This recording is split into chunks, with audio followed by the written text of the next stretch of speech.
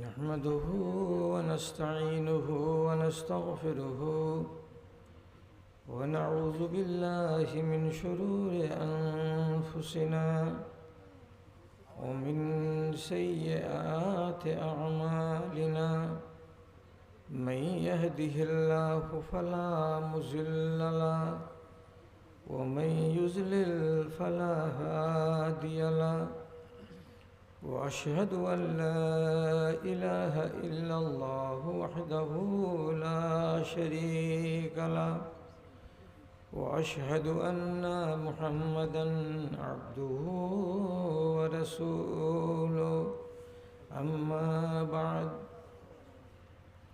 فأعوذ بالله من الشيطان الرجيم بسم الله الرحمن الرحيم وإذ قال موسى لقومه يا قوم إنكم ظلمتم أنفسكم باتخاذكم العجل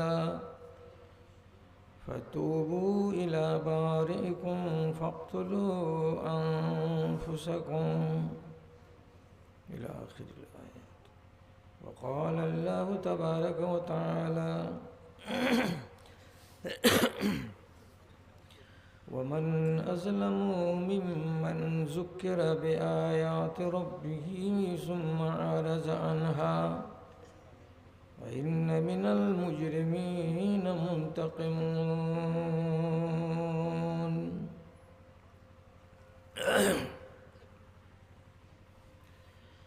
আরামের তরে ভালোবাসো যদি শীতল গাছের ছায়া,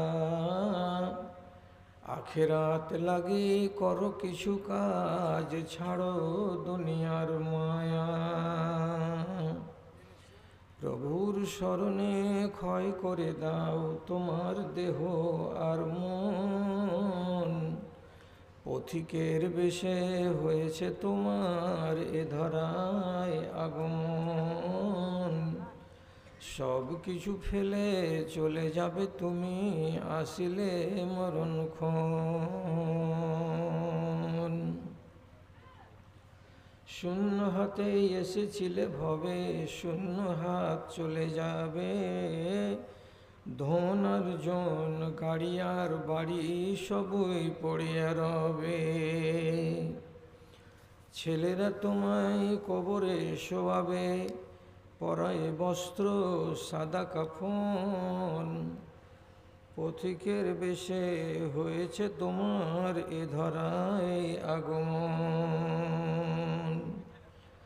সাঁঝ সকালে এত ছুটাছুটি কেন বা কিসের নেশায়? সম্বল কিছু করো না জোগাড়, বসে আছো কার আশায়?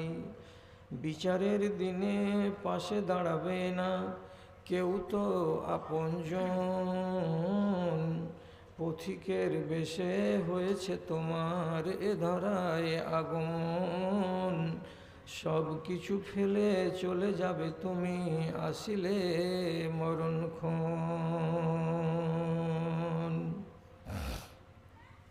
মাননীয় সভাপতি সাহেব, সমবেত এই গ্রাম তথা এই গ্রামের পার্শ্ববর্তী অন্যান্য গ্রাম, পাড়া, মহল্লা থেকে দিনের দরদকে সাথে নিয়ে ও ঈমানি জজবাকে বুকে নিয়ে উপস্থিত বিভিন্ন শ্রেণীর ছোট বড়, শিক্ষিত অশিক্ষিত, ধনী ও গরিব আমার প্রাণের ভাই ও বন্ধুগণ, সেই সাথে মজলিসের আর এক পার্শ্বে আড়ালে পর্দার মাঝে স্ক্রিনের সামনে বসে থাকা আমার অবলা সরলা স্নেহের মাতা ও ভগ্নীগণ, আমি আল্লাহ রব্বুল আলমিনের দরবারে শুকুর গুজারি পেশ করছি এবং তার স্তুতি বাদ গাইছি, তার হামদ সানা গাইছি বারবার যে মহান আল্লাহ তাআলা আমার জীবনের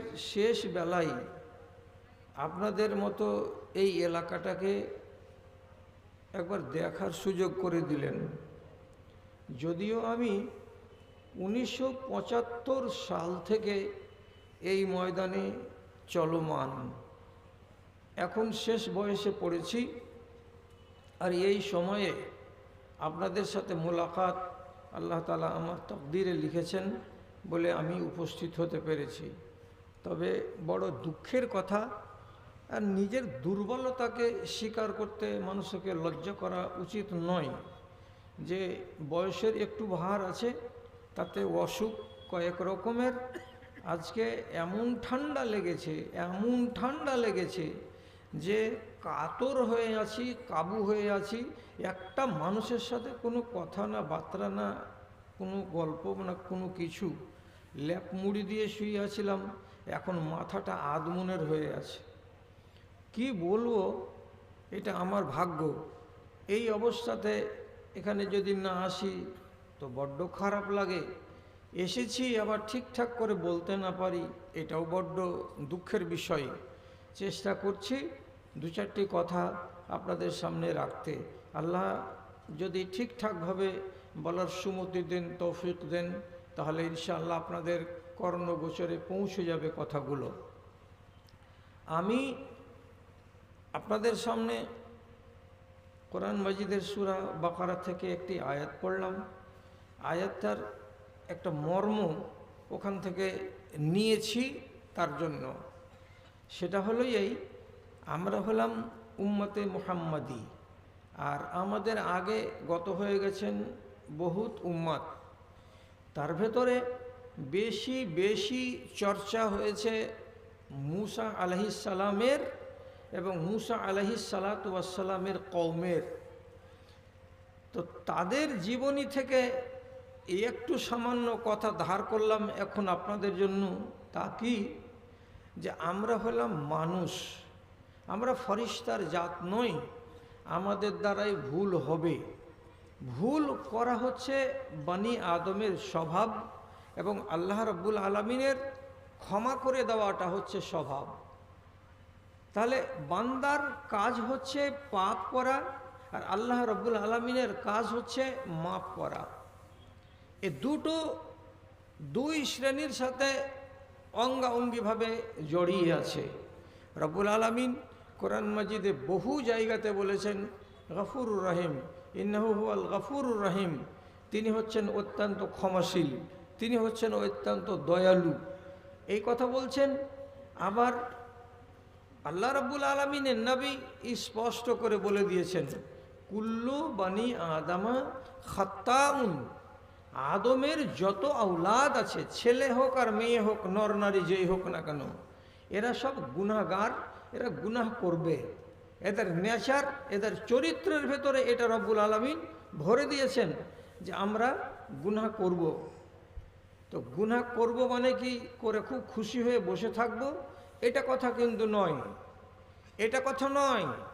গুনাহ করব এটা হলো চরিত্র, কিন্তু এই চরিত্রের ভেতরে আরেকটা জিনিস আপনাকে যোগ করে নিতে হবে। কি যোগ করতে হবে? আল্লাহ রাব্বুল আলামিন তার নিজের প্রথম হাত দিয়ে তৈরি করা মানুষ এবং নবী হযরতে আদম আলাইহিস সালাতু ওয়াস সালামের সম্পর্কে বেশ কিছু কথা কোরআনে মাজিদে বর্ণনা করেছেন, এবং আমার নবী অনেক কথা বলেছেন তার সম্পর্কে আমাদেরকে শিখাবার জন্য। তো শেষখানে একটা কথা লেখা আছে, কি একটা বড় হাদিসের ভেতরে। হাদিসটার সম্পূর্ণকে বাদ দিলাম, দরকারটুকু শুধু নিলাম। তা কি, নবীজি বলছেন খাতিয়া আদামু ফাখাতিয়া আওলাদুহু, নাসিয়া আদামু ফানাসিয়া আওলাদুহু, জাহাদা আদামু ফাজাহাদা আওলাদুহু। তিনটা স্বভাবের কথা রব্বুল আলামিনের নবী বললেন আমাদের বাপ আদম সম্পর্কে। তিনি ভুল করেছিলেন, অতএব তার আওলাদেরা ভুল করে এবং করছে। এক, তারপরে হযরতে আদম আলাইহিস সালাতু ওয়াস সালাম একটুখানি সামান্য হুজ্জতি করেছিলেন বা তর্ক করেছিলেন। কার সাথে? তো মালাকুল মউতের সাথে। কি নিয়ে? তো বয়স নিয়ে। এই যে তর্ক বা একটু মুবাহাসা করা আমাদের বাপ করেছিলেন, সেই চরিত্র আমাদের ভেতরে আছে। আমরাও বাহাস করা, মুবাহাসা করা নিজেদের চরিত্রের ভেতরে রেখেছি। আর শেষখানে আছে কি যে নাসিয়া আদম আলাইহিস সালাতু ওয়াস সালাম ভুলে গেছিলেন, তো তার আওলাদেরাও ভুলে যাচ্ছে। তাহলে কি পেলাম এইখানে? আমাদের বাপের একটা চরিত্র হলো কি ভুলে যাওয়া। ভুলেছিলেন, আমরা ভুলি। তিনি তর্ক বিতর্ক করেছেন, আমরাও তর্ক বিতর্ক করি। তো তাহলে এইখানে জানতে পারলাম যে আমাদের বাপ ভুল করেছিলেন, কিন্তু তারপরে এই কথাটা হাদিসের ভেতরে উল্লেখ হয়নি, কোরআন মাজিদের ভেতরে উল্লেখ হয়েছে। আমাদের বাপ ভুল করেছিলেন, করে কি বসেছিলেন? বসেছিলেন না। উনি কি করেছিলেন? একটা দোয়া বলেছিলেন। কি দোয়া? রব্বানা জালামনা আনফুসানা ওয়া ইল্লাম তাগফির লানা ওয়া তারহামনা লানাকুনান্না মিনাল খাসিরিন। এই দোয়াটা তিনি দীর্ঘ সময় ধরে পড়েছিলেন এবং তিনি অনেক কেঁদেছিলেন, মিয়া বিবি দুজনে মিলে। তাহলে ক্ষমা করবেন আল্লাহ রাব্বুল আলামিন, আর পাপ করব আমি ইনসান। তো পাপ করে বসে থাকাটা আমার চরিত্র যেন না হয়। পাপ করে দিব, আর দেওয়ার পরে আমার চরিত্র আবার হবে কি আমার বাপের চরিত্র, যে আমি আল্লাহ তাআলার কাছে মাপ চাইব। এই হলো ব্যাকরণ, আর এই হলো উসুল, আর এটা হলো নীতি। এখন আপনাকে বলছি, আমরা তো বানি আদম, আমাদের তো পাপ আছে। পাপের কি অন্ত আছে? পাপের কি শেষ আছে? এখন আপনাকে যেটা ঝাড়া জবাব দিয়ে বলছি, কথা বলছি কি, পৃথিবীর মাটিতে মুসলমান কওম এরা যতটি দিন সম্বন্ধে কথা শোনে এবং মুসলমান কওমকে যতটা তাম্বিহ করা হয় তাদের আলেমের দ্বারাই, এতটা তাম্বিহ কোনো জাতিকে, কোনো কওমকে, কোনো ব্রাদারকে করা হয় না পৃথিবীর ইতিহাসে। আপনি নিজে দেখতে পারেন। হিন্দু সোসাইটিতে এই সিস্টেম নেই, খ্রিস্টানদের ভেতরে এগুলো নেই, বৌদ্ধদের ভেতরে এগুলো নেই। আর আমাদের ভিতরে দেখেন 52টা জুমার খুতবা আপনাকে শোনানো হয়, 25 মিনিট করে খুতবাতে বয়ান হয়। সুদ খাবে না, মদ খাবে না, চুরি করবে না, ব্যভিচারী করবে না, ডাকাতি করবে না, রাহাজানি করবে না, ছিনতাই করবে না, পরনিন্দা করবে না, গীবত করবে না, বেহায়া হবে না, বেপর্দা হবে না, নিজের জিনাত অন্য পরপুরুষকে দেখাবে না, সব কথা বলা হয়। তাহলে 52টা খুতবা এক বছরে 52টা জুমাতে আপনাকে শোনানো হয় আপনার সংশোধন করার জন্য। অথচ বার্নার্ড শর মতো একজন বিজ্ঞানী বলে গেছেন যে আমি একজন খ্রিস্টান, কোরআন মাজিদকে পড়লাম, এটা আমার ধর্মের কিতাব নয়, এটা হলো মুসলমানদের কিতাব। অথচ আমি নিজের শখে পড়লাম, আর শখে পড়ার পরে তিনি মন্তব্য করেছিলেন যে ইসলাম ইজ দ্য গ্রেট রিলিজিয়ান। ইসলাম হচ্ছে একটা মহান ধর্ম, বিশাল ধর্ম, এত বড় ধর্ম আর দুনিয়াতে আমি দেখতে পাই না। আর কোরআন মাজিদ হচ্ছে আল্লাহর কিতাব, এটাও হচ্ছে মহান কিতাব। কিন্তু মুসলমান যারা কোরআন মাজিদের ধারক, তারাই হচ্ছে সবচাইতে ছোট লোক, তারাই হচ্ছে অসভ্য, তারাই হচ্ছে বর্বর। কেন? এরা নিজেদেরকে মুসলমান বলে, কোরআনের অনুসারী হলে কি হয়, মানুষ মুসলমান হয়, কিন্তু এরা একটাও কোরআন মাজিদের অনুসারী নয়। আমি দেখেছি সমাজের হাল, আমি দেখেছি ভারত বেড়িয়ে, আমি দেখেছি পাকিস্তান বেড়িয়ে মুসলমানেরা কী রকম জিন্দেগি বাসা করে, সেগুলো আমার জানা, আমার নখদর্পণে। তাই আমি বলছি যে মুসলমানেরা কোরআন মাজিদকে গ্রহণ করেছে কিভাবে, তাকে সাজিয়ে রাখার জন্য, কিন্তু তারা হৃদয় থেকে গ্রহণ করতে পারেনি। কোরআন মাজিদের হক আদায় হচ্ছে না মুসলমানদের দ্বারাই, এটা তো বাস্তব কথা। এখন আপনাদের সামনে এতগুলো ওয়াজ হচ্ছে, শুনুন কথাটা, খেয়াল করুন কথাটার দিকে। আল্লাহ রাব্বুল আলামিন বলছেন মোমেনিনদের ভেতরে কামিয়াব মুসলমান কারা, তো স্পষ্ট ভাষাতে রব্বুল আলামিন বলছেন ইন্নামা কানা কাউলাল মুমিনিনা ইযা দুউ ইলাল্লাহি ওয়া রাসূলিহি লিয়াহকুমা বাইনাহুম আন ইয়াকুলু সামি'না ওয়া আতা'না ওয়া উলাইকা হুমুল মুফলিহুন। মুসলমানদের ভিতরে যারা নিজেদেরকে বলবে যে আমরা মুমিন মুসলমান, তাদের নেচার, তাদের চরিত্র কেমন হওয়া দরকার? তো আল্লাহ তাআলা বলছেন যখন তাদেরকে ডাকা হবে, এসো, তোমাদেরকে আল্লাহ রাব্বুল আলামিন কোনো একটা ফয়সালা শোনাবেন, কোনো কথা শোনাবেন, এসো, তোমাদেরকে আল্লাহ রসুলের পক্ষ থেকে কোনো একটা মেসেজ বা কোনো একটা পেগাম তোমাদের দেয়া হবে, তোমরা একটু শুনে যাও, কথাগুলোকে একটু দেখে যাও, একটু খেয়াল করে যাও। এ বলে আপনাকে, আপনার মতো মুসলমানগুলোকে যদি ডাকা হয়, তাহলে আপনার নেচার কি হবে? আল্লাহ বলছেন কোরআন মাজিদে সামি'না ওয়া আতা'না, দুটো কথা। আপনি এমন আহ্বান যদি শুনতে পান কাউরি কাছ থেকে, তাহলে আপনাকে বলতে হবে আমি এটাকে কান দিয়ে শুনলাম, এটাকে অন্তর থেকে গ্রহণ করলাম। দুটো কথা। কি বলছেন আল্লাহর কোরআন? সামি'না, শুনলাম কান দিয়ে, বিবেকের কান দিয়ে শুনলাম। তারপরে ওয়াতানা, এটাকে আমি মেনে নিলাম, এটাকে আমি কবুল করে নিলাম। এটা কার চরিত্র? আল্লাহ তাআলা বলছেন এটা কার চরিত্র? এটা হচ্ছে মুমিনের চরিত্র। তখন রব্বুল আলামিন বলছেন উলাইকা হুমুল মুফলিহুন, এরা হলো কামিয়াব ইনসান, এরা কামিয়াব, এরা সফল কাম। এবার আপনি বলুন, আপনাদের এই গ্রামে কাটা রোড বা আমানপুর, এখানে কি 52টা জুমা হয় না? হয়। এখানে কি বছরে এরকম জালসাগুলো আপনার এলাকায় 2টা 3টা হয় না? আপনারা শুনেন না? তো শুনেন। এদেশের মা বোনেরা কি আজকে যেমন জালসাতে এসেছে, এর আগেও কি কোনো জালসাতে এরা যায় না এবং দিনের কথা শোনার সুযোগ পায় না? তাহলে আপনি বলুন যে আমাদের সমাজ থেকে নেশার ওয়াজ শোনার পরে নেশা গেল না কেন? আমাদের সমাজ থেকে চুরি গেল না কেন? আমাদের মা বোনেরা কেন হায়াকে ধারণ করলো না? কি জন্য আমাদের ভেতরে দুর্নীতি থেকেই গেল, আর আমরা নিজেদেরকে বলছি যে আমরা মুমিন? কথার প্রতি সুবিচার করুন। ভুল করছেন আলাদা কথা, ভুলের পরে দরজা খোলা আছে আপনাকে পরিষ্কার করার জন্য, অর্থাৎ গাটাকে ধুয়ে মুছে সাফ করা। জানেন, হযরতে মূসা আলাইহিস সালাতু ওয়াস সালামের কওম একটা অন্যায় করেছিল। অন্যায়টা কি? নবী মূসা গেছিলেন তাওরাত আনতে তুর পাহাড়ে, তো এখানে সময় লেগেছিল 40টা দিন।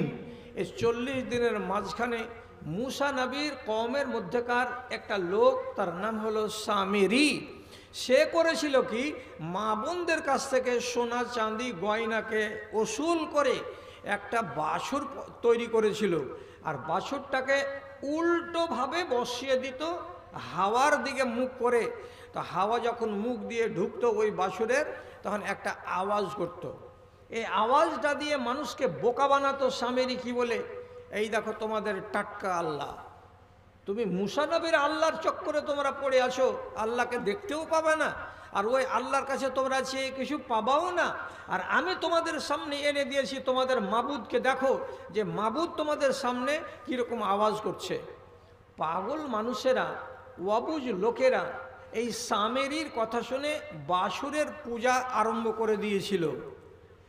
নবী মূসা আলাইহিস সালাতু ওয়াস সালাম যখন ফিরে এলেন, তো দেখছেন তার কওমের বেশ কিছু লোক, এরা সামেরি ভক্ত হয়ে বাছুরের পূজারি হয়ে গেছে। কত যে মনটাতে খেদ হলো, কত যে মনটাতে দুঃখ হলো, যে তিনি রাগের জ্বালাতে নিজের ভাই হারুনের থুথনি থেকে দাড়ি থেকে ধরে নিয়ে ডাঁটতে শুরু করলেন, আর বলতে লাগলেন কি করছিলা তুমি? তুমি থাকতে থাকতে এতগুলো হয়ে গেল, তুমি কি করলা? তোমাকে কি দায়িত্ব আমি দিয়ে গেছিলাম, তুমি তো একটাও কিছু করনি। যাই হোক, নবী মূসা এদেরকে বুঝালেন, বাছুরটাকে সমুদ্রে নিক্ষেপ করে দিলেন। দেওয়ার পরে আল্লাহ তাআলার কাছে ফরিয়াদ করে বলছেন, পরওয়ারদিগার, আমার উম্মতিরা আমার অবর্তমানে এরা 40 দিন বাছুরের পূজা করেছে, এরা শিরক করেছে তোমার সাথে, এরা যে গুনাহ করেছে, আল্লাহ তুমি এদের গুনাহটাকে মাপ দাও। কিভাবে তুমি মাপ দিবে? আর তুমি আমাকে বলে দাও, আমার ওই উম্মতিদেরকে আমি বলবো, তারা ওই কাজটা করবে, তাহলে তাদের গুনাহটা মাফ হবে। নাহলে এরা পাপ নিয়েই কবরে যাবে আর পাপ নিয়ে হাসরের ময়দানে উঠবে। তখন রব্বুল আলামিন নবী মূসাকে বলে পাঠালেন, যারা যারা এই জুলুম করেছে, যারা যারা এই শিরকের গুনাহ করেছে, তাদেরকে যদি ক্ষমা দিতে হয়, তাহলে আমার কথা ওদেরকে শুনিয়ে দাও। কি করতে হবে?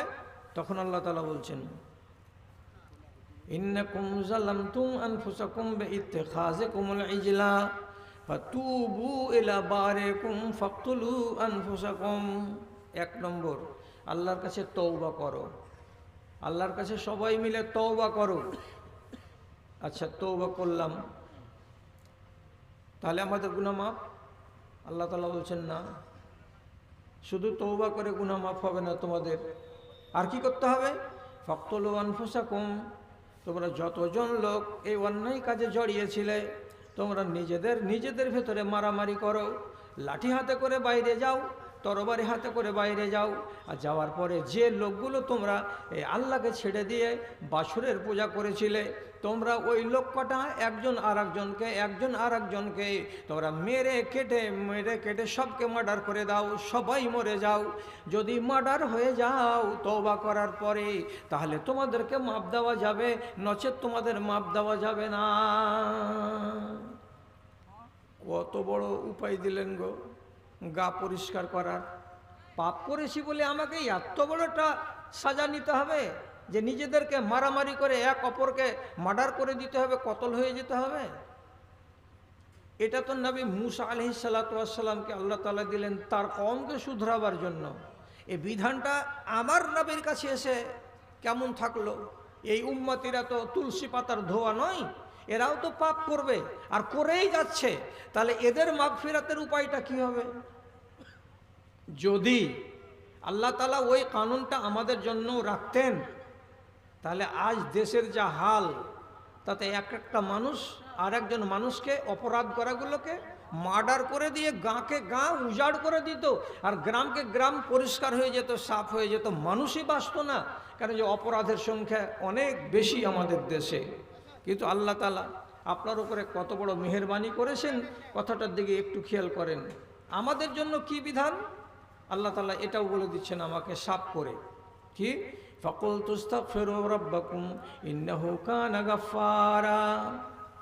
কথার দিকে খেয়াল করবেন। একদিন হাসান বাসারি রাহিমাহুল্লাহ বসে আছেন, তার কাছে 4-5 জন লোক কিছু শিখার জন্য বসে আছেন। একজন লোক এসে অভিযোগ করে বলছে, মাওলানা বৃষ্টি হচ্ছে না, দেশ শুকিয়ে গেল, মাটি ফেটে গেল, কি করতে হবে যে আল্লাহ তাআলা পানি দিবেন? তখন উনি বলছেন, যাও বেশি বেশি করে ইস্তেগফার করো। ইস্তেগফারের ভাষাটা কি? আস্তাগফিরুল্লাহ, এটা একটা ভাষা। আবার আরেকটা ভাষা আস্তাগফিরুল্লাহ রব্বি মিন কুল্লি যামবি ওয়া আতুবু ইলাইহি, এটা আরেকটা ভাষা। তিনটির রিওয়ায়াত আছে যে আস্তাগফিরুল্লাহ আল্লাহর কাছে বলবো, মাপ চাইবো, তো 3 রকম করে বলতে পারি। যেটা সব থেকে ছোট সেটা হলো কি আস্তাগফিরুল্লাহ, আল্লাহ তোমার কাছে মাপ চাইছি। তাহলে আল্লাহ তাআলা কি বললেন? হাসান বাসারি কি বললেন? যাও বাড়ি গিয়ে তুমি বেশি বেশি করে ইস্তেগফার করো। যত বেশি ইস্তেগফার করবে তার নতিজা কি দাঁড়াবে? যে আল্লাহ তাআলা আসমান থেকে পানি দিবেন।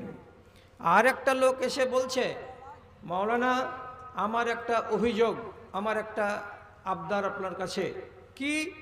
আমার বাল বাচ্চা হচ্ছে না, 4 বছর হয়ে গেল বিবাহ শাদী করা, ছেলে পিলে আল্লাহ তাআলা এখন পর্যন্ত দেয়নি। কি করতে হবে? কি করলে আল্লাহ তাআলা ছেলে দান করবেন? তো হযরত হাসান বসরি বলছেন, যাও মিয়া বিবি দুজনে মিলে খুব বেশি বেশি করে ইস্তেগফার করো, আল্লাহর কাছে তওবা করো, আল্লাহর কাছে আস্তাগফিরুল্লাহ করে খাকসারি প্রকাশ করো। দুজনকে দুটো কথা বলা হয়ে গেল।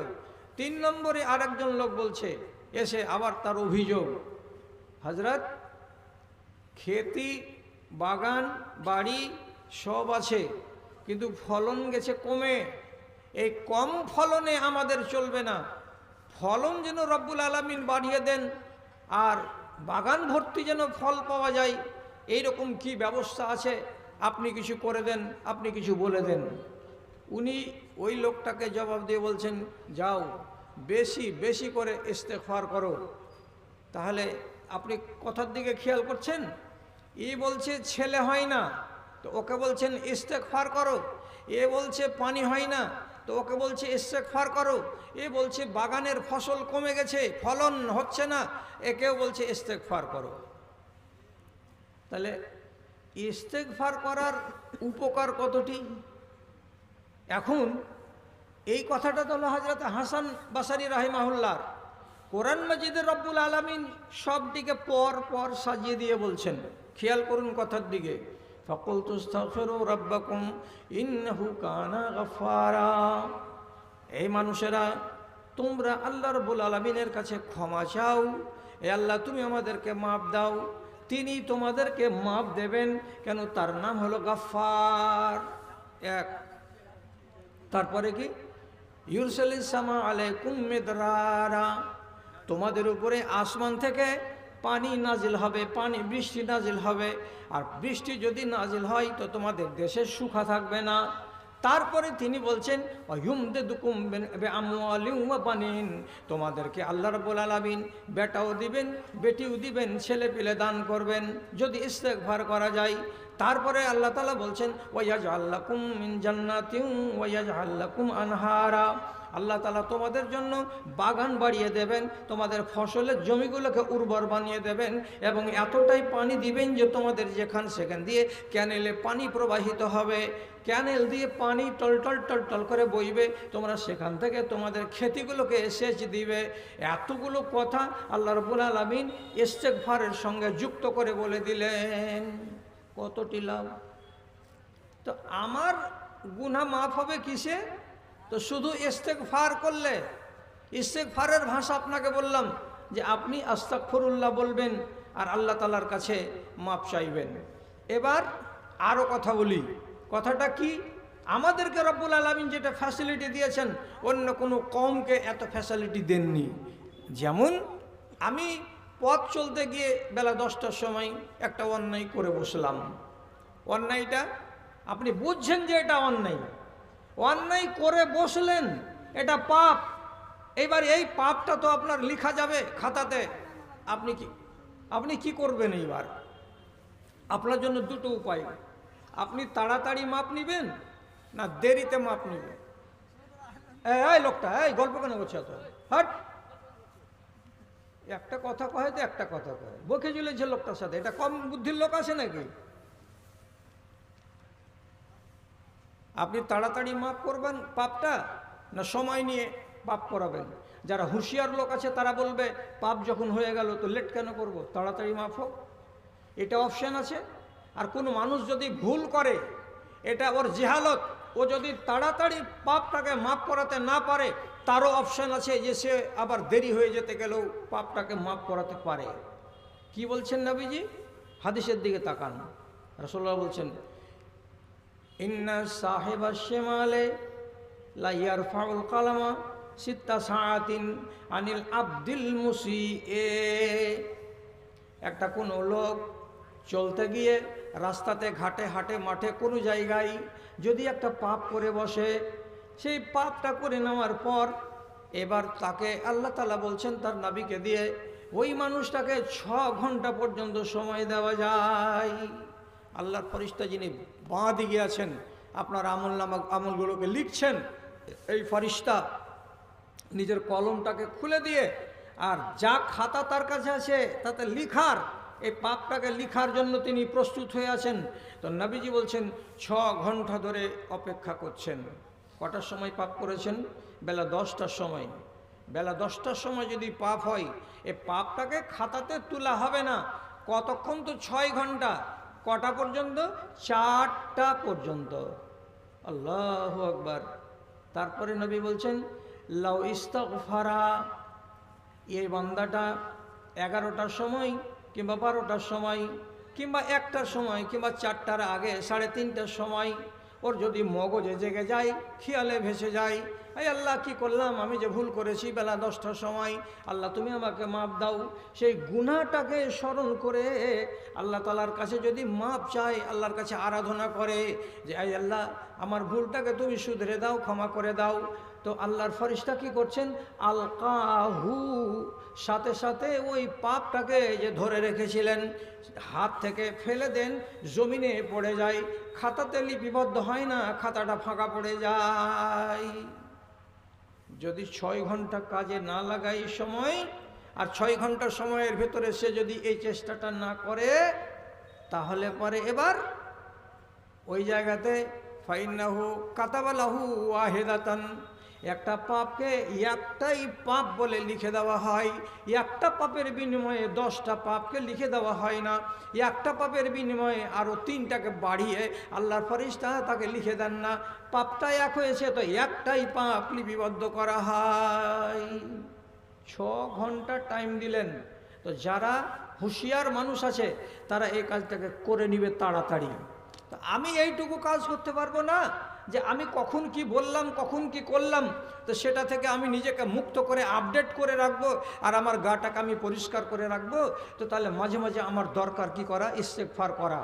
এই জন্য নবী করিম সাল্লাল্লাহু আলাইহি সাল্লাম নিজের কথা বলছেন যে আমি সারাটা দিনের ভেতরে 100 বার আমি আল্লাহর কাছে মাপ চাই। আপনি নিজে বলুন তো ভাইজানেরা, নবী করিমের কোনো কি গুনাহ ছিল, কোনো কি পাপ ছিল? উনাকে রব্বুল আলামিন মাসুম বানিয়েছিলেন, ওনার কোনো গুনাহ ছিল না, খাতা ছিল না। তথাপি নবীর মতো একজন মানুষ, তিনি যদি দিনে আর রাতে 100 বার করে গুনার জন্য মাগফিরাত চান আল্লাহর কাছে, আস্তাগফিরুল্লাহ আস্তাগফিরুল্লাহ, তাহলে আমার মতো খাকসার মানুষগুলো দিনে আর রাতে যদি 3 থেকে 4, 4 থেকে 10, 10 থেকে 20 বার বলে দিই, কত ভালো হয়, কত ভালো হয়। ভালো করে মাথাটাকে একটু স্থির করে শুনুন। এদিকে হয়ে গেল একটা টাইম, একটা সময় আপনি সুযোগ কাজে নিলেন, লাগালেন। চরিত্র এটাই ভালো, যারা পাপ করার পরে বসে থাকে না, তাড়াতাড়ি করে এটাকে মাপ করার ফন্দি ফিকির করে। আপনাকে কোনখান থেকে হাদিস টেনে এনে বুঝাবো, একটু খেয়াল করবেন। রাসূলুল্লাহ মসজিদে নববীতে বসে আছেন, আর হাসিয়াতে লিখছে, শারেহিন লিখছে যে এটা জোহরের নামাজের পর বসে আছেন নবীজি মসজিদে নববীতে। একটা লোক এলো, সাহাবী, আসার পরে রাসূলুল্লাহর সামনে আদবের সাথে আরজ করে বলছে, ইন্নী ইরতাকাবতু যামবান ফাফআল বি মা শিতা। হে আল্লাহ পাকের রাসূল, আমি একটা পাপ করেছি, আপনি এই পাপটা আমার মুখ থেকে শুনেন এবং জানেন। তারপরে বলি, এই পাপের কারণে আপনি আমাকে যেটা সাজা দিবেন সেটা নিতে রাজি আছি। মারবেন তো মারবেন, কোড়া লাগাবেন তো কোড়া লাগাবেন, যদি কোমর পর্যন্ত গেড়ে দিয়ে পাথর চালিয়ে মেরে দিতে হয় তাই করবেন। যেটা সাজা দেওয়ার আছে সেটাই সাজা আপনি আমাকে দেন, আমি সাজা নিতে তৈয়ার আছি, আমার দ্বারাই ভুল হয়ে গেছে। দেখেন, ও পাপ করলো তো কেউ দেখেনি, জানেনি, শুনেনি, লুকিয়ে রেখে দিতে পারত, না রেখে দিয়ে তাড়াতাড়ি করে আসছে নিজের সমাধান করার জন্য, যে গায়ে আমি পাপকে জমিয়ে রাখবো আর এই হালাতে আমি বাঁচবো মুসলমান হয়ে, এটা আমার হবে না। রাসূলুল্লাহ বলছেন, কি খবর, কি করলে, কি পাপ তোমার দ্বারাই হয়েছে? তখন ভদ্র সাহাবী ঠান্ডা ভাষায় বলছেন, আল্লাহর রাসূল, আমি আমার খেজুরের বাগানে কাজ করছিলাম, আমার কোদাল চলছিল, খেজুরের গাছগুলোর আশপাশগুলোকে আমি খুঁড়ে খুঁড়ে খুঁড়ে খুঁড়ে মাটিগুলোকে আলগা করছিলাম। এমন সময় ওইখান দিয়ে একটা মেয়ে ছেলে যাচ্ছিল, মেয়ে ছেলেটি যখন আমার পাশ দিয়ে গত হলো, আমি কোদালটাকে হাত থেকে রেখে দিলাম। দেওয়ার পরে আমার মনের ভেতরে কেমন শয়তানি ওয়াসওয়াসা চলে এলো, আমি মেয়েটাকে গিয়ে জড়িয়ে ধরে নিলাম। ফালাযামতুহা ওয়া কাব্বালতুহা গায়রা আন্নী লাম উজামিউহা। আমি মেয়ে ছেলেটিকে জোর করে ধরে নিলাম, ওর ইচ্ছার বিরুদ্ধে আমি জড়িয়ে ধরলাম, আর জড়িয়ে ধরার পরে আমি তার গায়ে হাত দিলাম, এবং হাদিস বলছে আমি তাকে চুমু চাটাও করে দিলাম। তাহলে একটা সাহাবী একটা অচেনা রমণীর গায়ে হাত লাগালো, আবার তাকে চুমু দিয়ে দিল, আবার তাকে জড়িয়েও ধরে নিল, কিন্তু স্বীকার করে বলছে, রাসূলুল্লাহ আমি আপনাকে সত্য কথা বলছি, আমি ওর সঙ্গে ফাইনাল কাজটা করি নাই। এর মানে আমি ওর সঙ্গে সহবাসটা করিনি, সহবাসটাকে বাদ দিয়ে বাকি যা কিছু একটা পুরুষ লোক একটা নারীর সঙ্গে করে তা আমি করে ফেলেছি, এটাই হলো আমার অপরাধ। রাসূলুল্লাহ শুনলেন, শোনার পরে বলছেন, আল্লাহ, এই কোন খেপার খেপা গো, যে বাগানে এই ঘটনা ঘটেছে আর মহিলা কেস দায়ের করেনি আর অন্য কোনো লোক দেখেনি, নিজে নিজে মশলাটাকে যদি সামটে নিত তাও তো হতো, আমার কাছে নিয়ে আসলো। তো এ কে নিয়ে আসলো এই লোকটাকে আমার কাছে? ওকে নিয়ে আসলো এক কথায় উত্তর, ওর ঈমান। কেন? পাপ করার পরে ওকে ওর ঈমান কামড়াচ্ছে, দংশন করছে ওকে। হাই এটা করলি কেন, হাই এটা করলি কেন? এটাকে বলা হয় উর্দুতে নাদামাত, এটাকে বলা হয় শর্মিন্দা হওয়া। এটাকে বলা হয় লজ্জিত হওয়া। আর গুনাহ মাফ করাতে হলে একটা মানুষকে তওবাও করতে হয়, আর সাথে সাথে নিজের নফসটাকে এই কথাটা বলতে হয়, হাই তুই এই কাজ করলি কেন। আর মনে মনে বলতে হবে কি, আমি খুব শর্মিন্দা হয়ে গেছি আল্লাহ, এই কাজটা করার পরে আমি খুব লজ্জিত যে আল্লাহ, এটা কেন আমার দ্বারাই হয়ে গেল, আমাকে খুব লজ্জা লাগছে, খুব শরম লাগছে, আমি এটা করার পরে সুখে নেই, আমার মনটা বড্ড ভারী আছে, আমার মনটা বড্ড চিন্তিত আছে বলে নিজেকে শর্মিন্দা করা, এটা হলো 2 নম্বর শর্ত আপনার তওবা কবুল হওয়ার। জি, রাসূলুল্লাহ এবার বলছেন, তুমি যে এ কাজ করেছো আর করার পরে এখানে এসেছো আমাকে জানাতে, তো মসজিদে নববীতে আমি বসে আছি, তো আমার কাছে আসার পর তুমি মসজিদে এসে কি কোনো নামাজ পড়েছ? তো লোকটা বলছে, জি, আপনার পিছন দিকে জোহরের নামাজ আদায় করেছি। তাহলে রাসূলুল্লাহর পিছন দিকে দাঁড়িয়ে জোহরের 4 রাকাত নামাজ পড়েছে, আবার তার আগে হয়তো 2 রাকাত সুন্নাত পড়েছে, এবং তারপরেও হয়তো 2 রাকাত সুন্নাত পড়েছে। তো রাসূলুল্লাহ যখন শুনতে পেলেন যে হ্যাঁ, এখানে আসার পরে এই লোকটা আমার পিছন দিকে নামাজ পড়েছে, তখন রাসূল বলছেন, তোমার গুনাহ মাফ হয়ে গেছে। তোমার মগজে চড়ে আছে কি, আমি একটা পাপ করেছি খেজুরের বাগানে, আর এই পাপের মার্জনা কল্পে তুমি আমার কাছে এসেছো, আর এসে আবার নামাজ পড়েছো, তো তোমার মগজে তো সে কথাটা এখন জাগ্রত আছে, আমি পাপ করেছি, আমি পাপ করেছি। তো যখন নামাজ পড়ে নিয়েছো আমার পিছন দিকে, তো তোমাকে আর নতুন করে কিছু করতে হবে না, আল্লাহ তাআলা তোমার এই গুনাহটাকে মাফ করে দিয়েছেন, তোমার গুনাহ আর নাই। দিয়ে রাসূলুল্লাহ পড়ে শোনালেন কি, ইন্নাল হাসানাত ইউযহিবনা সাইয়্যাত। একটা মানুষ অন্যায় করার পরে তার কিছুক্ষণের মধ্যেই যদি একটা নেকি করতে পারে, তাহলে পরে রব্বুল আলামিন বলছেন এই নেকিটা তার পাপটাকে ঢেকে দিবে, এই নেকিটা তার পাপটাকে চেপে দেবে, সেটা আর থাকবে না। তো তুমি তো নামাজ পড়েছো, আর সবচাইতে বড় কথা, নামাজে তুমি আল্লাহ রব্বুল আলামিনের কাছে মাপ চেয়েছো, অতএব তোমার গুনাহ আর নাই। এখন আপনি মনে মনে ভাববেন, আমি তো আল্লাহু আকবার বলে নামাজে দাঁড়ালাম, তো কখন আমি আল্লাহ তাআলার কাছে মাপ চাইতে গেলাম? আমার মুসলমান ভাইয়েরা নামাজ পড়ছেন বটে, কিন্তু এই ছোট ছোট কথাগুলোকে খেয়াল রাখেন না। 4 রাকাত নামাজে আপনি মোট 5 বার আল্লাহ তাআলার কাছে মাপ চেয়েছেন, মাপ চান, কিন্তু আপনি বুঝতে পারেন যে কখন আমি মাপ চাইলাম। যে নামাজটাকে নবীজি হাদিসের ভেতরে বলেছেন, কসমাতুস সালাতু বাইনি ওয়া বাইনা আবদি, নামাজটাকে আল্লাহ রাব্বুল আলামিন বলছেন আমি এবং আমার বান্দার ভেতরে হাঁপাহাঁপি করে ভাগ করে রেখেছি। এর মানেটা কি, নামাজ পড়তে গেলে আল্লাহ রাব্বুল আলামিনের যা মুসিবতসানা হয়, তেমনি নামাজ পড়তে গেলে বানি আদমের অনেক লাভ হয়। আল্লাহ রাব্বুল আলামিন যেমন লাভ পান কি, যে তার তারিফ করা হয়, তার বন্দনা করাতে হয়, তেমনি আমার লাভ কি হয়, যে আমি অনেকগুলো লাভ নিজের খাতাতে তুলতে পারি। রাসূল বলছেন নামাজকে ভাগ করা আছে 2 ভাগে, 1 ভাগ আল্লাহর আর 1 ভাগ বান্দার। আপনি পালিয়ে যাবেন কোথায়, আর হাদিসকে অস্বীকার করে যাবেন কোথায়? আপনি কিছু আমার হবে, কিছু আল্লাহ তাআলার হবে। কেমন করে আল্লাহর হয় আর কেমন করে আমার হয়, একটু আপনাকে বুঝাবার জন্য শুধু বলছি। যখন আপনি দাঁড়ালেন, দাঁড়ার পরে সানাটা পড়লেন, তারপরে আউযুবিল্লাহ বিসমিল্লাহ পড়ার পরে সূরা ফাতিহার দিকে তাকান, খেয়াল করবেন কথাটার দিকে। আলহামদুলিল্লাহি রাব্বিল আলামিন, আল্লাহর প্রশংসা করা হলো। আর রহমানের রহিম, প্রশংসা করা হলো। মালিক ইয়াউমিদ্দিন, আল্লাহর প্রশংসা করা হলো। ইয়াকা না'বুদু ওয়া ইয়াকা নাস্তাইন, আল্লাহর গুণকীর্তন করা হলো। 4টা আয়াত পড়লাম, আল্লাহর কাজ করে দিলাম। রব্বুল আলামিন এবার বলছেন, কেন বললাম রে বান্দা, নামাজটা তোমার আধখানি আমার আধখানি, এতক্ষণ পর্যন্ত 4টা আয়াত পড়লে, আমার তুমি বন্দনা করলে, আমার তুমি তারিফ করলে, এবার তোমার নিজের কিছু কাজ করে নাও যাতে তোমারও খানিকটা লাভ হয়ে যায়। তখন আমি কি পড়ছি, ইহদিনাস সিরাতাল মুস্তাকিম সিরাতাল্লাযীনা আন'আমতা আলাইহিম গায়রিল মাগদুবি আলাইহিম ওয়ালাদ-দাল্লিন। এই পর্যন্ত যতখানি আমি কোরআন পড়লাম এখানে সবখানি আমার নিজের জন্য করলাম। একটা সূরা ফাতিহাতে দুভাগ হল না?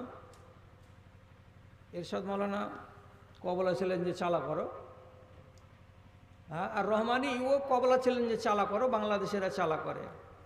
আপনি রাত 12:30টাতে কি আর চালা করবেন? আপনি তো আদমরা, আর আমি তো ভালো আরো আদমরা বক্তা। আপনি এটা বুঝতে পারছেন কি না যে সূরা ফাতিহাতেই আধা আধি বর্গা বসে গেল আমার কাতে আল্লাহ রাব্বুল আলামিনের এই ফসলে। তাহলে আল্লাহ পেলেন এতখানি আর আমি পেয়ে গেলাম এতখানি।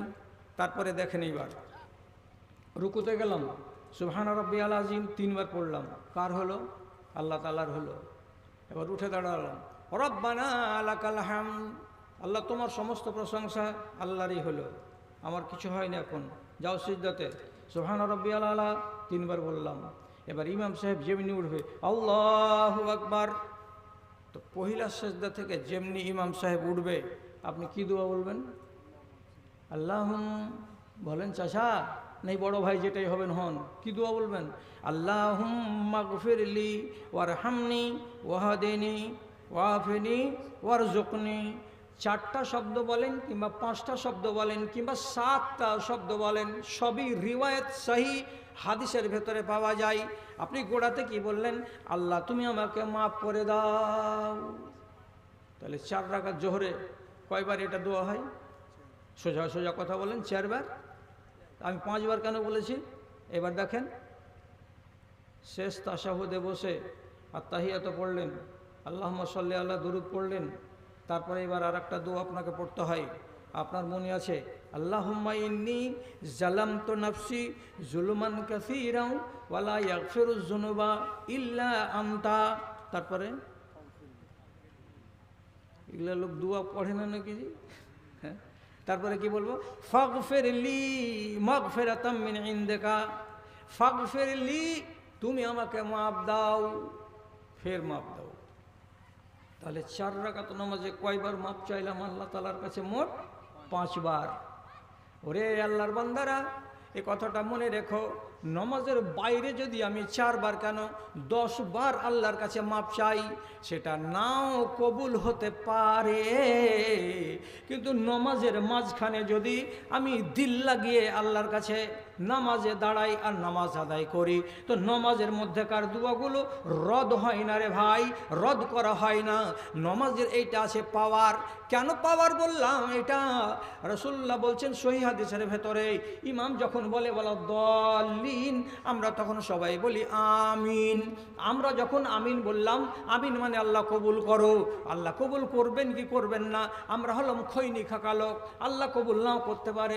আমরা হলাম তিরাঙ্গা খোর লোক, আল্লাহ কবুল নাও করতে পারে। আমরা জমি বেটিকে না দিয়ে বেটাকে লিখে দেওয়া লোক, আল্লাহ কবুল নাও করতে পারে। আমরা হলাম জাহেজের টাকা নিয়ে বিয়ে করা লোক, আমাদের দোয়া কবুল নাও হতে পারে। আমাদের বেটিরা নিজের জিনাতগুলোকে রিক্সাওয়ালাকে, ঠেলাওয়ালাকে, গ্রামবাসীকে দেখিয়ে বেড়াই, ওর দোয়া কবুল নাও হতেও পারে। আমাদের মায়েরা হলো বেহায়া, বেহায়া রমণীর দোয়া আল্লাহ কবুল নাও করতে পারে। কিন্তু কিন্তু কিন্তু নামাজের হালাতে যখন আমি আমিন বললাম, তো শুধু আমার আমিন মানে আল্লাহ কবুল করে এটা নয়, আমার আমিনের সঙ্গে আরও শত শত শত শত আমিন একসঙ্গে মিলেমিশে আসমানের দিকে যায়। কে আমিন বলে? সহিহ হাদিস বলছে আল্লাহর ফেরেশতারা আমাদের আমিন শোনার সাথে সাথে তারাও মসজিদের ভেতরে আমিন বলে আওয়াজ তোলে। তারপরে নবীজি বলছেন ফামান ওয়াফাকা তামিনুহু তামিন আল মালায়েকাতে গফিরা লাহু মা তাকাদ্দামা মিন যামবিহি। এরকম একটা রিওয়ায়াত। আর একটা রিওয়ায়াত আছে, আল্লাহ রাব্বুল আলামিন নাই বলছেন তোমাদের আমিন যদি ফেরেশতাদের আমিনের সঙ্গে মিলে যায় একাকার হয়ে যায়, তো এই আমিনগুলো আসমানে যাবে আল্লাহর কাছে। তো আমার আমিনকে আল্লাহ রাব্বুল আলামিন ফেরেশতাদের আমিন থেকে আলাদা করবেন না। যেমন গমের সঙ্গে হ্যাঁকটাকে যদি চাক্কিতে দিয়ে দেওয়া যায় তো আটা হয়ে বেরিয়ে চলে আসে, সবাই মিশে যায়, আলাদা হয় না, তেমনি আমার আমিন আর আল্লাহর ফেরেশতাদের আমিন সব এক জায়গায় পৌঁছে যায়। আল্লাহ রাব্বুল আলামিন ফেরেশতাদের বদৌলতে এবং তাদের দ্বারাতেই আমাদের আমিনকে কবুল করে নেয়। সুযোগটা আছে কোনখানে? এই জায়গাতে। রাসূলুল্লাহ কি বলছেন? নামাজ পড়েছ? বলে জি পড়েছি, আপনার পেছন দিকে 4 রাকাত জোহরের, যাও তোমার গুনাহ মাফ হয়ে গেছে। তাহলে এটা হলো টাটকা, এটা টাটকা টাটকা মাফ করে নিলাম আমি। কিন্তু আমরা তো ফের ওই জাত নই, আমরা বাকি খাওয়ালো, শুধু খাই আর খাতাতে লিখিয়ে দিই, খাই আর খাতাতে লিখিয়ে দিই। আর এমন পর্যন্ত কি বিয়ে করেছি আজ 40 বছর আগে, সেই যুগে আমার মোহর ছিল হয়তো 3000টা টাকা, ওই টাকাটাও তো শতকরা 90টা আমার জাত ভাই শোধ করে না। জানাজার দিন জানাজা মৌলানা পড়তে যাবে, এমন সময় হঠাৎ করে আওয়াজ চলে আসছে, থামেন জি মৌলানা। কিছু কেন? বলছে আমার বহুনু মরে গেল, জানাজা তো পড়তে আমারও বেশি, কিন্তু আমার বোনকে এখন পর্যন্ত আমার বহুনু মোহরানা দিয়ে যায়নি। আচ্ছা বলো তো, যার 11টা ছেলে পিলা, আর ওর ছেলে পিলার প্রত্যেকটার 3টা করে 3 11 33টা ছেলে পিলা বাড়ি ভর্তি, আর যে মানুষটা 45 বছর ধরে ব্যবসা করলো এই মহিলার সঙ্গে, আর তার মোহর ছিল 45-40 বছর আগে কত দিত? 3000 টাকা। এই টাকাটা শোধ দেয়নি, আর বাকি রেখে ও কবরে চলে যাচ্ছে। একে লাজ আছে না, একে হায়া আছে না, একে শরম আছে? কত বড় নির্লজ্জা যে বাকি ব্যবসা করে কবরে যাচ্ছে। একটা দুটো আছে এরকম লোক আমাদের দেশে। মরা থেকে গেল, বেটারা ফাইসলা করছে এইবার যে আমার মা ওই টাকাটার কতটি পাই, তাহলে বলে 10 কাঠা জমি গেল দিয়ে দিও। আর দিয়ে দিব মৌলানা, কথা দিলাম 10 কাঠা জমি দিয়ে দিব। কোনখান দিবা? 2 বছরের পরে গঙ্গাতে যেটা কেটে পড়বে ওখানে দিবা। এদিকারা দিবা কি? আমানপুরের গুলো কি দিবা? হরগিজ দিবা না। যেখানে খাটটাও হবে না ওই জমিটা তুমি দিবা কেন? যে তুমি চিটিংবাজের বেটা, চিটিংবাজ। তুমি কি মাকে ভালোবাসো? তাহলে আপনি বলেন যে আমাদের মধ্যে এই রকম লোক বদতমিজ আছে কিনা, যে গুনাহ করে বসে আছে পাহাড় নিয়ে, আজ পর্যন্ত কখনো চিন্তাই করলো না যে আমাকে এটা মাফ করাতে হবে। হ্যাঁ জাগে। কখন জাগে? কোন টাইমে জাগে? যখন চোখের জ্যোতি কমে যায়, কানে যখন শুনতে কম পাই, বুদ্ধি যখন কমে যায়, লুঙ্গিতে যখন পেশাব হয়ে যায়, আর পায়খানাকে সামলাতে পারে না, উঠে আংনাতে যেতে পারে না, শুধু বৈঠকখানাতে বসে বসে বউয়ের দিকে তাকাই টুকুর টুকুর করে, কখন খাবার আসবে, কখন খাবার আসবে। রব্বুল আলামিন কোরআন মাজিদের ভেতরে বলছেন, এ মানুষ তোর জ্ঞান কিবারের দিন হবে রে? ভালো করে চিন্তা করত। আমার যৌবনকাল তোকে আমি দিয়েছি, তোমার যৌবনকালে আমি তোমাকে চেয়েছিলাম তুমি আমাকে রাজি করবে, তখন তুমি রাজি করনি, আমাকে বাকি ফেলে রেখেছো। নামাজ ধরবো, কখন ধরবো? তো বয়স হবে তখন ধরবো। রোজা ধরবো, কখন ধরবো? তো যখন আমার বয়স হবে তখন ধরবো। যৌবনকালটা কিসের জন্য? তো বলে মাতলামি করার জন্য। যৌবনকাল কিসের জন্য? তো ফাইজলামি করার জন্য।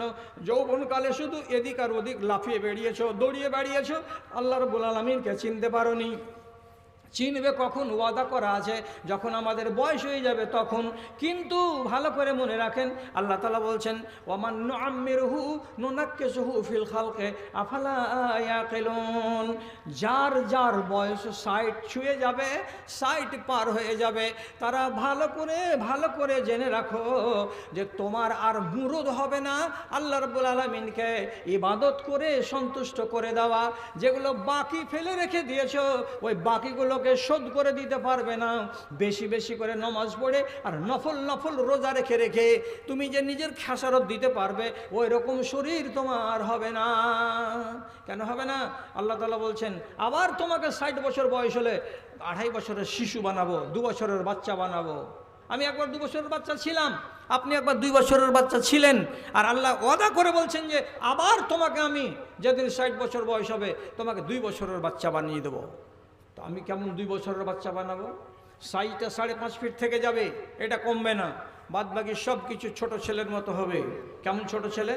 200 টাকা দামের আপনি পায়জামা বা প্যান্ট বাচ্চাকে পরিয়ে দেন দিয়ে, আর কানে কানে যদি 3 বার করে কহেন, আর এমনি করে গালটাকে লেড়ে লেড়ে কহেন, খবরদার মুতিস না বেটা। আচ্ছা তোর বাপ নিয়ে সেটা 250 টাকা দাম, তো মুতিস না বেটা। আচ্ছা, আর মা যদি ওকে 32 বার করে বলে, বাচ্চাটা শুনবে?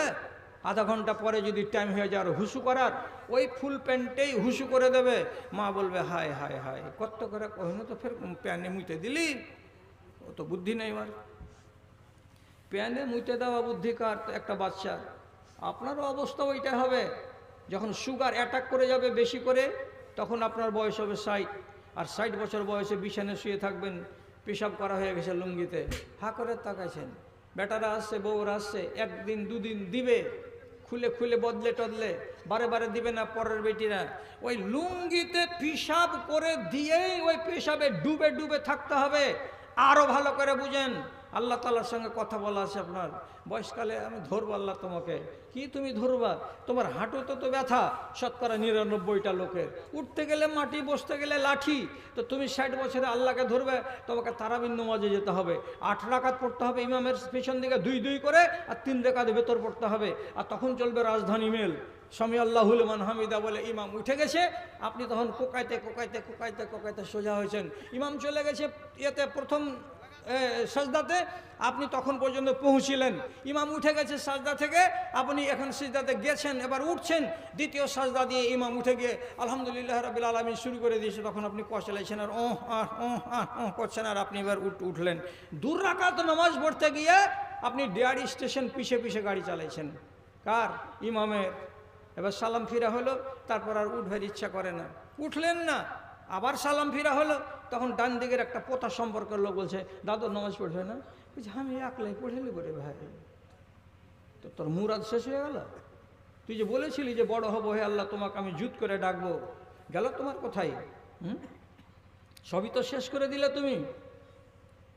তো হবে না, এরকম চালবাজি করে হবে না, আপনাকে সময় থাকতেই করে নিতে হবে।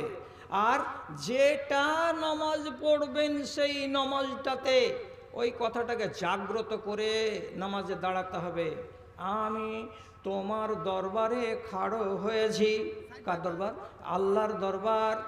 1 2 নম্বর, আমি নামাজে দাঁড়িয়েছি, এটা আমার শেষ নামাজ, এরপরে আর নামাজ পড়তে পাবো কি না ঠিকানা নাই, এটা আমার শেষ নামাজ, এটা মনে করে দাঁড়াতে হবে।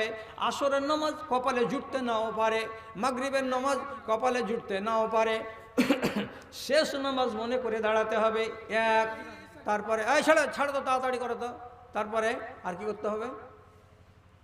দাঁড়ালাম, আয় আল্লাহ আমার চোখটা ছিল স্বাধীন, এখন হয়ে গেল পরাধীন। কেন? এখন যেদিকে মন চাই দেখেন, এদিকে ওইদিকে, এ মাথা ও মাথা, যত দূর জি যায় দেখেন। আমার চোখ আছে স্বাধীন, নমাজে গেলাম, তখন আপনাকে মনে মনে বলতে হবে, এই রব আমার চোখটা হলো পরাধীন। কেমন পরাধীন? আমার মুসাল্লা যেখানে আছেন সিজদার জায়গা, ওখান থেকে ডানেও আমি দেখতে পাবো না, ওর আগেও আমি দেখতে পাবো না, আমি আমার পিছন দিকেও তাকাতে পাবো না, আমি তোমার কাছে আমার পরাধীন চোখ নিয়ে দাঁড়িয়েছি। তারপরে কি? আমি আমার মুখটাকে পরাধীন বানালাম। কি পরাধীন? আমার মুখে ইচ্ছা করতে গেলে আমি একটা পান ভরে দিয়ে কাজ করে বেড়াই, হাল চালিয়ে বেড়াই, ধান কেটে বেড়াই। এখন নমাজে এসেছি, ইচ্ছা করলে গালে একটা ৬৬ দিয়ে পান ভরে দিতাম আর নমাজে দাঁড়াতাম। কিন্তু রব্বুল আলামিন তোমার দরবারে আমি হাজির হয়েছি, এটা আমার মুখটাকে আমি গোলাম বানিয়ে দিয়েছি। মুখটা আমার খালি আছে, কোনো এখানে মুখের ভেতরে খানা পানি নাই, সবকে আমি হারাম করে রেখেছি, যদিও খানাগুলো হালাল। হারাম, মুখটাকে আমি হারাম করলাম খানা থেকে। তারপর মালিক আমার মুখটা ছিল আজাদ, আমার ইচ্ছা করলে আমি পোতাকে ডাকতে পারি, সলমান কুণ্ঠে আসিস রে, আমি ইচ্ছা করলে বলতে পারি আদরের মা দড়ি আয় তোরে। আমি আমার মুখটাকে স্বাধীন রেখেছিলাম, তোমার দরবারে যখন খাড়ো হলাম আমি গোলাম বানিয়ে দিলাম। কি? আমি আমার পকেটের কথা বলবো না, আমি তোমার কথাই বলবো, তোমার কথা ছাড়া বাইরের একটা শব্দ আমি ব্যবহার করব না। কতটি গোলাম, কতটি? বাকড়ামি করা চলবে না এই জায়গাতে। তারপরে নামাজ পড়বেন। আর ওই যে বললাম 5 বার মাপ চাইলাম আল্লাহর কাছে, আপনার যেটা উদ্দেশ্য ছিল হাসিল হয়ে যাবে। কবি বলছেন, পহলে দিল কো বুরাই সে কর পাক তু, पहले दिल को बुराई से कर पाक तू, फिर खुलूस अकीदत से कर जुस्तजू, ऐसे सजदों से अल्लाह मिलता नहीं, हर जगह सर झुकाने से क्या फ़ायदा। অন্তরের ভেতরে আল্লাহ রাব্বুল আলামিনের মোহাব্বতকে জাগ্রত করে এ সমস্ত শারাইতগুলোকে মজুদ রেখে আপনি নামাজে দাঁড়ালেন, আপনার আপডেট, আপনি গুনাহ থেকে মুক্ত হয়ে গেলেন। লজ্জিত হতে হবে বাবজি। আর লজ্জিত হওয়ার মানে কি? একাই একাই বলতে হবে, এ কাজ আর করবো না, এটা কাজ করা আমার ঠিক হয়নি, এটা কাজ আর আমার যেন আমার দ্বারা জীবনে না হয়। এটাকে বলা হয় লজ্জা প্রকাশ করা, শর্মিন্দা হওয়া। নিজের নাফসটাকে আপনি মালামত করছেন, এটা কেন করলাম, এটা কেন করলি রে। এটা বড় বড় সাহাবীদের আচরণ। রসুলুল্লাহ শিখিয়ে দিয়েছেন সাহাবাই কেরামকে, তারাই এ কাজ করেছেন। আমি সেখান থেকে টেনে এনে আপনাকে বলছি। একটা সুন্দর হাদিস শুনুন, কিন্তু খবরদার উল্টো করে মতলব বুঝে বাখড়া লাগাবেন না, আর কোনো লোকের কাছে গিয়ে উল্টা পাল্টা তর্জমা বলে আপনি ঝগড়া ফাসাদ লাগাবেন না। ঠান্ডা মাথাতে বুঝুন, আর বুঝার পরে তারপরে মন্তব্য করবেন, তাছাড়া মন্তব্য করবেন না। রসুলুল্লাহ একদিন 9টা বিবিকে সামনে এক জায়গাতে জমা করে সামনে দাঁড়িয়েছে, 9টা বিবি। তখন তিনি বলছেন, আইয়াত কন্যা সাহেবাত জামালিল আদবাবে, মানে কি? আরে তোমরা 9টা বিবি আমার সামনে দাঁড়িয়ে আছো, তোমার নাম হাফসা, তোমার নাম উম্মে সালমা, তোমার নাম জাইনাব, তোমার নাম আয়েশা, এই যে বিবিগুলো তোমরা আমার সামনে দাঁড়িয়ে আছো, একটা জিনিস আমাকে আল্লাহ রাব্বুল আলামিন জানিয়েছেন, কিন্তু আমি নিজে জানতে পাচ্ছি না যে তোমরা কে। লাইতা শেরি আইয়াত কন্যা সাহেবাতুল জামালিল আদবাবে, কে তোমরা? এই 9টা বিবির ভেতরে আমার একটা বিবি এমন হবে যে করবে কি, মুখের দিকটা কালো রঙের হবে, এইরকম একটা উঁটে চড়ে বাড়ি থেকে বেরিয়ে যাবে, আর বাড়ি থেকে বেরিয়ে যে যাবে তো যাবে, তার উপরে এমন একটা জায়গা দিয়েছে গত হবে, যে গত হওয়ার কালে হাউব নামক একটা জায়গা আছে ইরাকের এলাকায়, সেই হাউব নামক জায়গা দিয়ে পুকুরের পাশ দিয়ে যখন গত হবে, তখন তাম্বাহ আলাইহাল কিলাব, ওই এলাকার কুকুরগুলো ওকে দেখে তখন ঘেউ ঘেউ ঘেউ ঘেউ করে আওয়াজ করবে। আরে এখানে আছে ইরাক, এটা মদিনা, আর এখান থেকে যদি পায়ে হেঁটে যাওয়া যায়, উঁটে চড়ে যাওয়া যায়, তো 12 থেকে 13 দিন টাইম লেগে যাবে ওই জায়গাটা যেতে। তো একটা মেয়ে ছেলে 9টা বিবি, এ আবার কেমন করে কালো রঙের মুখওয়ালা উঁটে চড়ে ওই জায়গা দিয়ে গত হবে, আর তার উপরে দেখে কুকুরগুলো ঘেউ ঘেউ ঘেউ ঘেউ করবে। আমি জানতে পারলাম না গো, আল্লাহ তাআলা এইটুকু জানিয়ে দেননি রাসূলুল্লাহকে। এবার যখন ঘটনাটা ঘটলো এই যে হযরত উসমানকে শহীদ করা হলো, আর হযরত উসমানের শাহাদাতের পরে 35 হিজরির শেষের দিকে 36-এর কাছাকাছি এইরকম টাইমে এক জায়গাতে আলী হলেন খলিফা, মদিনা মক্কা এই দেশের লোকেদের মসজিদে, আর সিরিয়াতে হয়ে গেলেন হযরতে মুয়াবিয়া। যাক, এলা লম্বা কথা, অত লম্বা আমি করছি না। এই দুজনের মনের মিল না হওয়ার কারণে ওনারা মুখামুখি ময়দানে লড়াই করার জন্য সব সৈন্য সামন্ত নিয়ে রেডি। তো আম্মা আয়েশা ওই টাইমে গেছিলেন মক্কা উমরা করতে, তার সাথে ছিলেন হযরতে তালহা এবং হযরতে জুবায়ের ইত্যাদি সাহাবায়ে কেরাম। উনারা যখন শুনলেন এই ঘটনা, তখন সোজা সোজা মক্কা থেকে মদিনা না এসে এইরকম বাঁকা রাস্তা ধরে এই করে এই করে এই করে এই করে যেতে যেতে যেতে যেতে যাবেন কোথায়? ওই ইরাকের মাটিটাতে, যেখানে মিলিটারি দুই দলের মুখোমুখি হবে। রাস্তাতে রাতের বেলায় ঠিক হোয়াব নামক জায়গাতে ঝিলের কিনারায় কুকুরেরা ঘেউ ঘেউ ঘেউ ঘেউ শুরু করেছে। তখন আম্মা আয়েশা জিজ্ঞেস করে বলছেন, এই উটের লাগামধারী, এই জায়গাটা কি? তো বলছে এটা জায়গাটার নাম হচ্ছে হোয়াব। তো বলছে উটের লাগাম ঘুরাও, চলো এদিকে, আমি আর যাব না। না যাব না। কেন যাবেন না? তো আম্মা আয়েশার মাথাতে কুলিয়ে গেল কোনটা কথা। আজ থেকে নিয়ে 25 বছর আগে যে কথাটা নবীজি বলে দিয়ে গেছেন, সে কথাটা, যে কে আমার কোন বিবি এইরকম উঠে চড়ে যাবে আর তাকে দেখে কুকুরগুলো ঝাউ ঝাউ ঝাউ ঝাউ করবে। আর তারপরে রাসূলুল্লাহ বলছেন, ইয়ামিনুহা কাতলা ওয়া ইয়াসারুহা কাতলা, ওই মহিলার বা ওই আমার স্ত্রীটার ডান দিকে শত শত মানুষ কতল হয়ে পড়ে থাকবে, ওর বাম দিকে শত শত মানুষ কতল হয়ে পড়ে থাকবে, ও কিন্তু কতল হবে না, ও সহি সালামতে বাড়ি ফিরে চলে আসবে। আল্লাহ। আম্মা বলছেন যাব না। হযরতে তালহা এবং হযরতে জুবাইর বলছেন, আম্মা আপনি যদি ফিরে যান তো বড় ক্ষতি হবে, আর আপনি যদি ওই যুদ্ধের ময়দানে গিয়ে মাঝখানে দাঁড়িয়ে আপনি যদি নিজের কথাটা বলেন, আমি উম্মুল মুমিনিন, তোমাদের মুসলমানদের মা বলছি, নবীজির স্ত্রী, তোমরা আমার কথা শোনো, তোমরা ফিরে যাও, তোমরা খুনাখুনি করিও না, লড়ালড়ি করিও না। আপনি যদি একটা আরজি জানান তো আমাদের মতো লোকগুলো 1000 জন আরজি জানাতে গেলে যা দাম, আপনি একাই যদি বলেন তা আপনার কথার তা দাম, আপনার কথা মেনে নিতে পারে। আপনি চলেন, যায়েন না মা, আপনি যায়েন না আম্মা। আম্মা আয়েশা মনে করলেন যদি হয়ে যায় এই কাজটা তো বড় খুনাখুনি থেকে বেঁচে যাবে এই কওম, তো চাই। চলে গেলেন, যুদ্ধ হয়েই গেল, খুনাখুনি মারামারি মার্ডার হয়েই গেল। এক ইতিহাস বলছে 12,000, আর এক ইতিহাস বলছে 16,000। এতটি লোক ওই যুদ্ধে মরে গেল, মার্ডার হয়ে গেল। আম্মা আয়েশা বাড়ি ফিরে এলেন।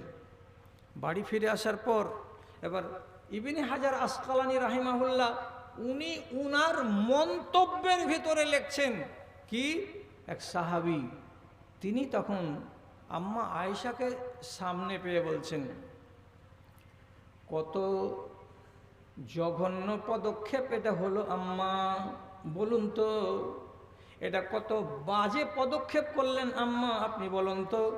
মা আহেদা ইলাইকা আল্লাহ, মা আহেদা ইলাইকুন আল্লাহ, যেই আহাদটা, যে ওয়াদাটা আল্লাহ রাব্বুল আলামিন আপনাদের মতো নারী জাতের কাছে নিয়েছেন, সে আহাদটাকে, সে অঙ্গীকারটাকে আপনি ভঙ্গ করে দিলেন।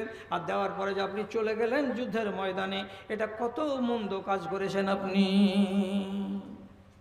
সাহাবী